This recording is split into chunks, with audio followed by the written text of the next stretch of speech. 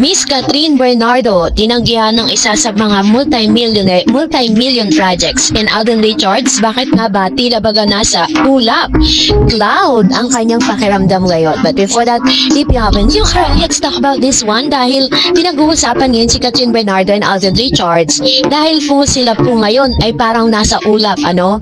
Dahil noong June 26, 2025, iniulat ng Bumbo Radio Bacolod na kikilalanin sina Alden Richards at Catherine bilang phenomenal box office king and queen sa darating na 53rd Box Office Entertainment Award sa June 28, 2025 sa CPR Auditorium, RCBC Building, Ayala Avenue. So bukas po yan magaganap. Ang pagkilala ay bunsod ng tagumpay ng kanilang pelikula na Hello Love Goodbye 2019 na nakalikom ng 880 million at ang sequel na Hello Love Again 2024 na pumalo naman sa 1.6 billion sa takilya. Ang huling ito ay kinilala rin bilang pinakamalaking kinita sa kasaysayan niyang lokal na pelikula. Bukod pa rito, kinilala rin sila sa Cinema Exhibitor Association of the Philippines or CIAP bilang Box Office King and Queen 2024 na particular para sa Hello Love Again. At gaya ng ulat ng GMA Integrated News, ang naturang film ay first Filipino film to gross over 1 billion pesos. So ganito katindi ang ilan sa mga talaga namang mga awards, ano, na kaya talaga ngayon parang feeling nila ay nasa cloud sila dahil ilang beses na po silang kinikilala sa buong mundo dahil po sa napakahusay at napakagaling na pagganap nila sa kanilang mga movie. So, bakit mamalaga ang salitang phenomenal? Kasi malinaw ang kanilang tagumpay. Ang numerong 880 million, 1.6 billion para sa sequel. Ang mga numerong ito ay naging basehan para ititulong phenomenal sa isang pagkilala hindi lang sa kita kundi sa phenomenal na pag-akit sa masa. So, nangangahulugan talaga to na talagang nang pinagsama silang dalawa, grabe po yung nagiging effect, ano? Pero, mas pinag-usapan din ngayon sa social media ang ilan sa mga sinasabing tinanggihan di umano ni Miss Catherine. Kasi si Catherine po kasi, isa po siya sa pinakamaraming endorsement ngayon. Siya po yung artista na talagang pinagkakatiwalaan ng mga maliliit hanggang sa malalaking brand, mga local brands and international brand. At dahil po dito, ay hinangaan po siya ng mga netizen. Panoorin natin ito.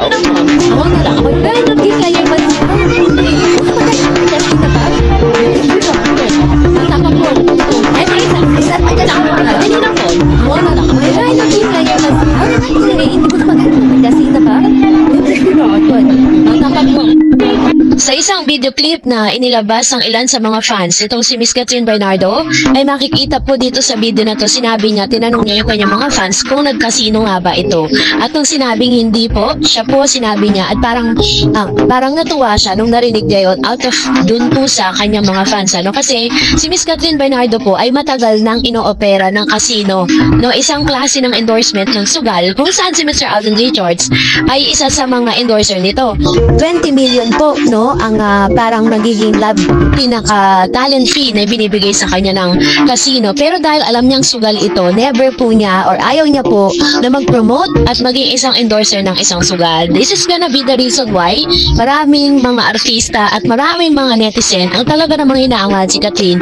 Hindi lang dahil kung sa pagkita, diba, ng malaking pera, pwede niya pong gamitin yun, diba? Pwede niyang tanggapin yun kasi mag-i-endorse lang naman siya. Pero dahil alam niya kung anong magiging epekto nito, lalo-lalo na po sa mga fans niya sa kanyang henerasyon, grabe po yung magiging effect. Kaya naman, todo tanggi po siya at talagang iniiwasan niya at ayaw niya na tumanggap ng any endorsement na may kinalaman sa pagsusugal. Kaya kung mapapansin niyo, diba, yung mga brand na meron siya, puro mga luxury items, tapos yung mga talaga mapapakinabangan ng isang tao, hindi katulad ng mga ganong klase ng sugal ngayon na marami po talaga ang naluloko, no? So, kaya naman hinangaan si Miss Catherine kasi hindi lang siya basta pera-pera. Kumbaga meron po siyang integridad pagdating po sa pagpili sa mga brand na i-endorse niya.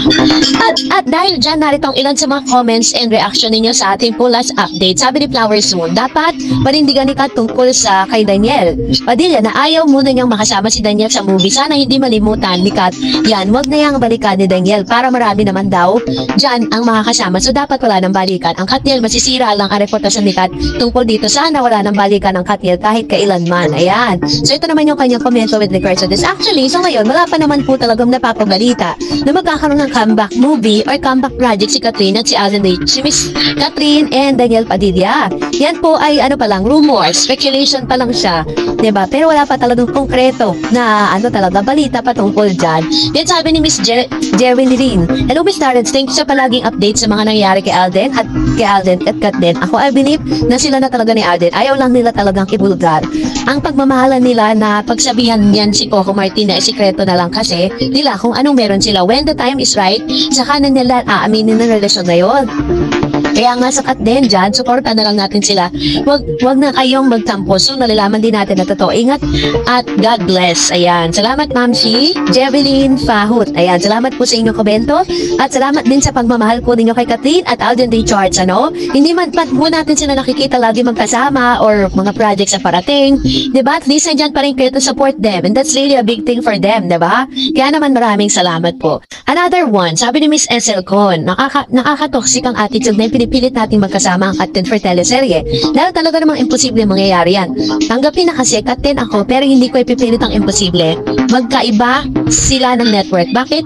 Kung sa Alden may ibang project na iba kasama, wala namang kayong say. Pero sa mga project si Kat, gusto nyo, si A lang ang makakasama. Ano ba yan? Hindi ko alam. Saan napunta ang unawa ng iba? May kanya-kanya silang career na management. Kaya sana mag-move on at support na lang kung gusto mo. At kung hindi, then silence na lang. Tama naman, diba? At move on na support na lang kung gusto mo. At kung hindi naman, then silence na lang. Huwag magpaka-bitter. So, cut ako, naging cut din. Pero gayo, ganun talagang industriya nila. At okay na din yang hindi lang magkasama parang walang sawaan. Praying and good luck sa movie forward career ni A.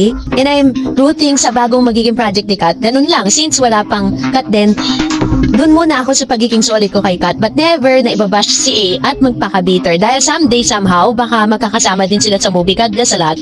I like your comments, Ma'am SL, no? Talagang very positive at walang halong ka-bitterness. Walang halong galit or what, diba? Hindi man sila magkasama, supportahan na lang natin yung bawat project sila. Hindi yun talagang may kanya-kanya tayong komento at pambabash na ginagawa. Sabi ni Miss Conchita, hello po, nakakontrata na hindi pa niya makipag-work si Exicat ay may karapatang mamili. Sinong gusto na makatrabaho? Nasa kontrata ng official yan. So, salamat po sa mga comments po ninyo. That's it for today. For more videos and updates, please don't forget to like and subscribe. And please don't forget to follow my Facebook page, Dar Eds TV. God bless everyone.